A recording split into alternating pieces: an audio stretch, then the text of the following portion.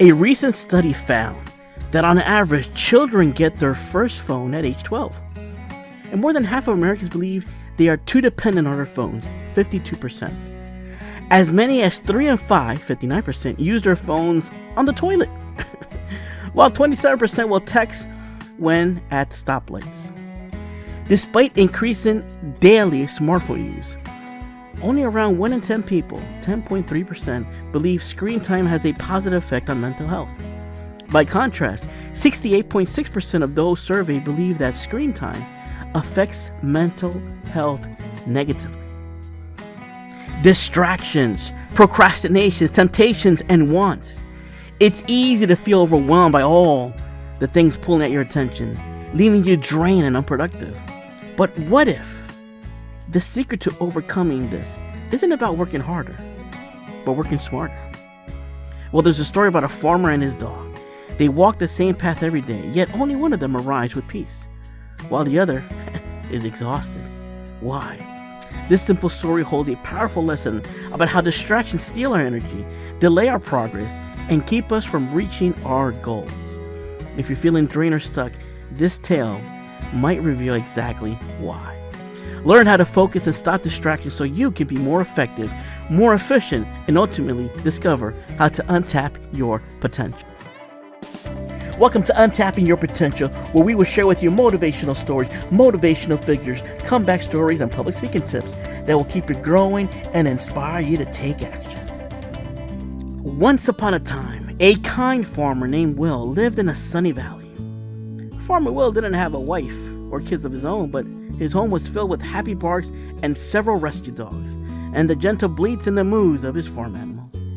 He loved all his animals, and his animals loved him back, especially a super energetic dog named Scratch. Scratch was Farmer Will's best buddy, always trotting right beside him, wagging his tail. One bright afternoon, Farmer Will and Scratch went off to the very farthest path to the farm. There was a fence that needed mending, and it was a path they knew well, a nice walk that usually takes just 5 minutes from their cozy farmhouse. Farmer Will enjoyed these walks. They were a peaceful way to check on his land. As Farmer Will and Scratch finally returned from their walk, a little warm and dusty, Farmer Will saw a friendly face on his porch. It was his dear friend Freddie, whom he hadn't seen in years. Freddie, a farmer from a nearby valley, had come to a surprise visit.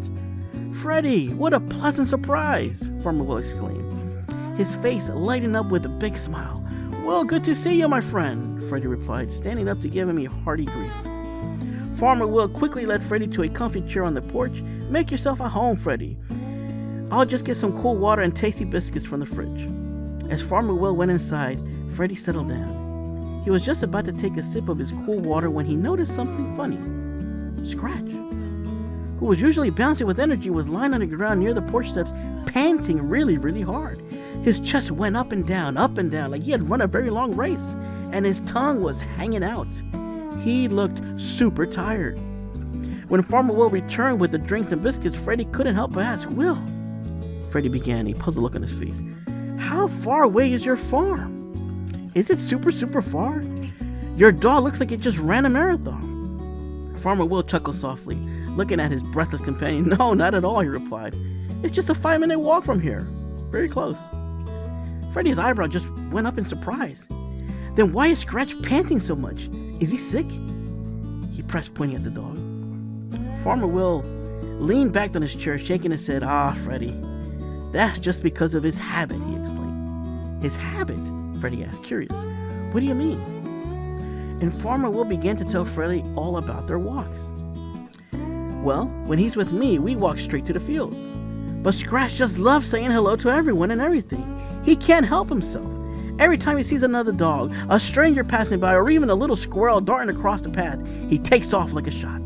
He'll bark and chase, running fast until they're out of sight. And then once they're gone, he'll return to catch up with me. And this happens over and over again on our way. So while I walk a straight, steady path, he runs probably 10 times the distance, chasing every little distraction. That's why, even for a short 5-minute walk, he panted heavily when we returned."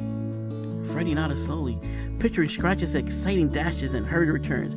"I see," he said, looking at the dog with new understanding. "But you know," Farmer Will added, a gentle shuck in his voice.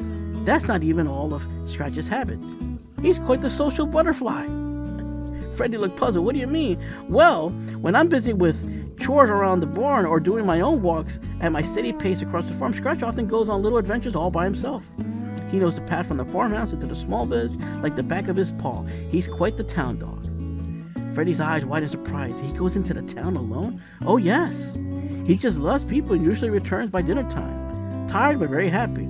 He has a whole routine. He'll run over the old man Ollie's porch, asking for a good ear scratch and getting a quiet conversation with Ollie. Then he'll visit the playground where Amy, Alice, and Anna would be playing the house. He loves weaving through their games, getting hugs and pats from them. And after that, he might go see Susie, the sales lady who sells fruits on the road. She's on her feet all day, but always has a kind smile and sometimes even drops a little fruit for him. There are many more stops he makes along the way too.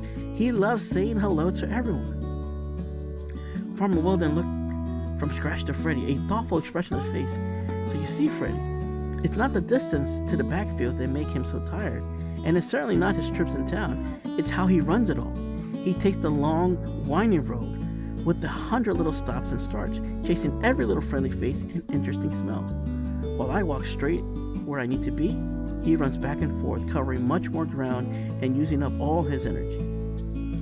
Freddy looked at Scratch, now fully rested and wagging his tail. Scratch, my boy, you have so much to learn. You run after every little thing that catches your eye, instead of staying on a straight path to where you need to go. Scratch barked happily in response, and Farmer Will laughed and replied, You think he understood that? You will never reach your destination if you stop to bark at every dog that barks. Winston Churchill. You've learned, just like Scratch, you can get exhausted and delay your goals by chasing every distraction.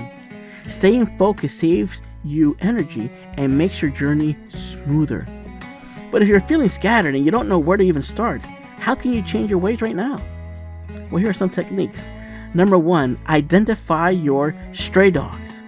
Make a list of daily distractions, social media, toxic conversations, overthinking, and how often they pull you off course. And then document your stray dogs. Sit down and actually write out all of the specific things that steal your time and focus each day.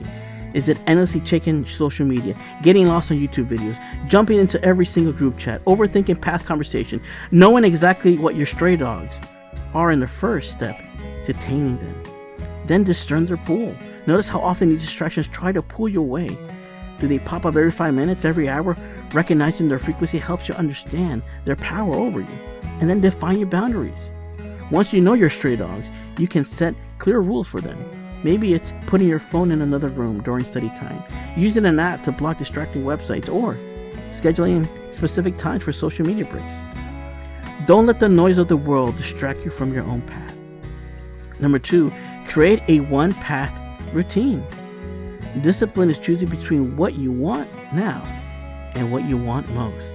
Abraham Lincoln. And 3, practice mental recalibration. Every time you catch yourself chasing distraction, pause and say, back to the path.